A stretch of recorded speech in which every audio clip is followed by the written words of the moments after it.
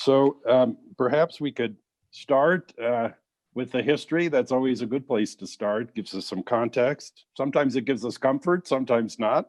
But let's try to place President Trump in a historical context, and who better than David Kennedy?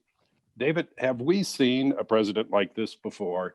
And what do you make of this presidency? Well, the short answer, the first part of your question is no. And the answer to the second part of your question is it's too early to tell. So look, I'm the historian on this roster, and just want to make clear that historians have a few operating premises. One is that everything has a history, including the institution of the American presidency. Second touchstone for all historians is that history is about change. So I'm going to try to, in the 10 minutes I have allotted, to take us through 2+ centuries of the institution of the presidency by laying down some framework in which the rest of the discussion can go forward. So, I guess if there's a thread that runs through all of my brief presentation, it has to do with directing your attention to the incommensurate pace and character of the evolutionary pathways of the institution of the presidency on the one hand, and all the ambient changes in society and the economy on the other. So let's start with some numbers. As of roughly 2 weeks from now, there will have been 46 presidencies. Joe Biden will be number 46. Only 45 presidents, due to the peculiar way we count the two non-contiguous or non-sequential presidencies of Grover Cleveland. All but 3 presidents, all but 3, have been white Protestant males. Only 17, barely 1/3, have been reelected to a second term, which on the face of it suggests something about the instability of our political system. 5 presidents have been elected without popular majorities, or I should say more technically, where the popular vote and the electoral college vote were not congruent. But of all those numbers that we, through the prism of which we might think about the presidency, there's one number that is the most important, and that is the number 1. 1. Because the president is the single national elected official whose constituency is the nation at large. I'm treating president and vice president here as a single unit just for purposes of simplicity. But all the other elected officials in Washington, D.C., the 435 in the House, the 100 in the Senate, are elected by local constituencies and have local responsibilities and obligations. But the presidency is the institutional place where responsibility for the country as a whole, the nation as a whole, is invested. And precisely for that reason, the institution of the presidency, from the moment of its conception in the Philadelphia Constitutional Convention of 1787, has been controversial. A modern day quipster summed up some of that controversy. Theodore White, famous journalist who wrote those several volumes on various presidential races, beginning with the Kennedy-Nixon race in 1960. But Theodore White once summed up a lot of this controversy, 2 centuries worth, when he said that the supreme duty of the president is to protect us all from each other's congressmen. And again, it's a jocular way to put it, but it sums up a lot of this structural issue about the presidency.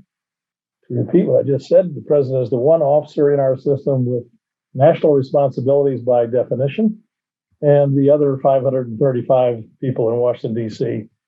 have some responsibility for the nation as a whole, to be sure, but really they are answerable to quite local, and I dare say, in many cases, parochial constituencies.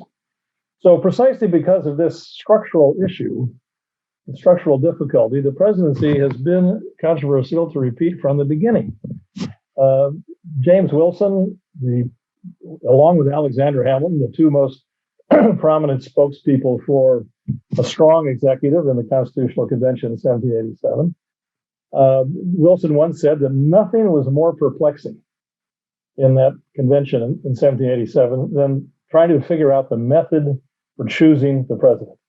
And Madison's notes on the Constitutional Convention reaffirm that. Those of you who read them, a lot of ink was spilled and oxygen was consumed trying to figure out the various, sort through the various proposals that were made for the election of the president. So Wilson and Hamilton supported a strong executive. You'll see here on the screen what Hamilton had to say in Federalist number 70 about a feeble executive implies a feeble execution of the government, and a government ill executed, whatever it may be in theory, must be in practice a bad government. A very robust statement of the desirability of having a strong executive. That's not exactly what we got, at least not in the early days of the presidency. I'm sure we'll have further discussion about how strong or not the presidency as an institution is today. But here's another clue, go back to some further numbers, about what our founders, what the framers thought about the relationship of the legislative and the executive branches. Article 1, notice in sequence, is the first article of the Constitution, deals with the legislature. It has 51 paragraphs. Article 2 addresses the executive. Again, note its placement. It comes after the discussion of the legislature. It has 13 paragraphs. And just on the face of it, the disparity in those numbers, I think, gives us some clue as to how agonized and, in the end, poorly resolved were the discussions at that constitutional convention about the relationship of the legislature to the executive. And again, if we go back to the question the matter I just mentioned about how Wilson remarked about nothing was more puzzling to them than how to figure out the election of the president. Nominations for the presidency for the first 4 decades or so of the young republic's existence, down into the 1830s, nominations for the presidency were made by congressional caucuses. So it was some version, at least for the first few decades, of a parliamentary system where the president was thought to be, to a degree that we now find a little archaic and strange, but to some degree, a creature of the legislature. And it all changed in the 1830s. It changed, interestingly enough, the first convention that nominated a presidential candidate, which would be something called the Anti-Masonic Party in 1831. A harbinger, it seems to me, of a theme that has surrounded the presidency and indeed our political culture generally for the last 2 centuries, is that conventions were thought to be a way, nominating conventions for the presidency were thought to be a way to democratize the process, to deliver decision-making into more hands than just those people in the Congress, and to let all who affiliated with a party meet in convention and nominate a candidate. And conventions, right down to the present day, have been at least a formal way we've brought presidential candidates forward, although the last convention that went to a second ballot to nominate a presidential candidate was in 1952. The Democratic Convention took 2 ballots to get Adlai Stevenson nominated. So again, I'm getting ahead of the story. I'm sure I'll have more time to discuss it, but conventions have long since outlived whatever political function or utility they had in our political system. So I'm skipping through a lot of history here, but let me just go forward about a century almost from the founding convention to a doctoral thesis written by a young student at Johns Hopkins University, Woodrow Wilson, published as a book called Congressional Government, which was the first of several, it turns out, rather cogent and focused attacks. I think Terry Moe's work in some ways is a recapitulation of a lot of the arguments that Wilson made, updated for our own time. I think it's possible to read the title of Wilson's work, Congressional Government, as an oxymoron, that he thought Congress was incapable of coherent government, and he wanted more power invested in the executive. And he's famous for having said, among other things, the president is at liberty both in law and conscience to be as big a man as he can. And again, I'm using this as a kind of capsule reference for a whole body of criticism and literature and political practice that emerged in Woodrow Wilson's time, which was directed toward strengthening the executive as distinguished from the Congress as a potent force in our governmental system.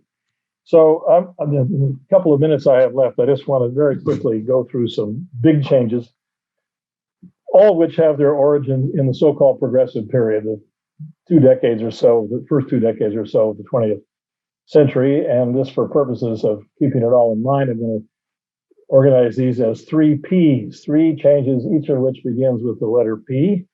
They have to do with programs and publicity and primaries. So what do I mean by programs? It's really only with Theodore Roosevelt's bringing forward this platform called the Square Deal when he ran on the Progressive Party ticket in 1912. We can take that as the point of origin where modern presidents become the voices and the voices for coherent policy programs and the vessels into which hopes are poured for the actual accomplishment of those programs. That kind of coherent political program campaigning and promising in the 19th century was relatively absent, but it becomes a standard feature of politics in the 20th century and 21st century. So we get the Square Deal from Theodore Roosevelt, the New Deal in the 1930s, the Fair Deal in the 1940s. Some would say today we get the Ordeal. But the point is simply that we see in the early 20th century the beginnings of something that's been with us ever since, where the presidency becomes the focus of all kinds of political aspirations, for coherent across-the-board policy making to a degree that was not true in the 19th century. Second, publicity. And here there's again a thread that tracks the evolution of technology. Wilson was famous for using publicity to mobilize public opinion, to end run or overrun congressional opinion to pass that famous set of progressive reforms that he did in his first administration. And that was facilitated, of course, by the emergence of mass circulation newspapers like those of William Randolph Hearst and Joseph Pulitzer. The next technology to come along was radio. And of course, Franklin Roosevelt is the person who mastered the radio as an instrument of political communication and mobilization of public opinion, superseded by television, of course. And John F. Kennedy renders obsolete, essentially, press conferences as a method of informing print journalists how to communicate with the public by televising the press conferences. So who needed to read the morning newspaper or look at the evening news if they'd seen it live on television already? So we see the progressive obsolescence of various ways of political communication. And then, of course, in our own time, we have the absolutely exponential explosion of instruments of communication thanks to social media and the fragmentation of the mainstream media. So the combination of the presidency has evolved as the place where we invest our major political hopes. And yet, at the same time, we have disintermediated a lot of the ways that the president communicates with the public at large through the evolution of various technologies. And I'll add the third P now, primaries. The first binding presidential primary, I believe, was held in Oregon in 1910. And for the next 50, 60 years or so, maybe another dozen states got into the primary election business. But beginning in the 1970s, now virtually every state has a primary or a caucus nominating system, which has further democratized the presidency and moved it in a plebiscitarian direction, as James Wilson and Alexander Hamilton dreamt about 2.5 centuries ago. So in an odd sense, we've come full circle back to the idea that the presidency should be the single most potent actor in our system and should be the creature of the people at large, not intermediating institutions like the press, the Fourth Estate, and the Congress itself. So that's a journey with what's the famous boots, the 10-league boots through 2 centuries worth of presidential history, and I'll yield the floor.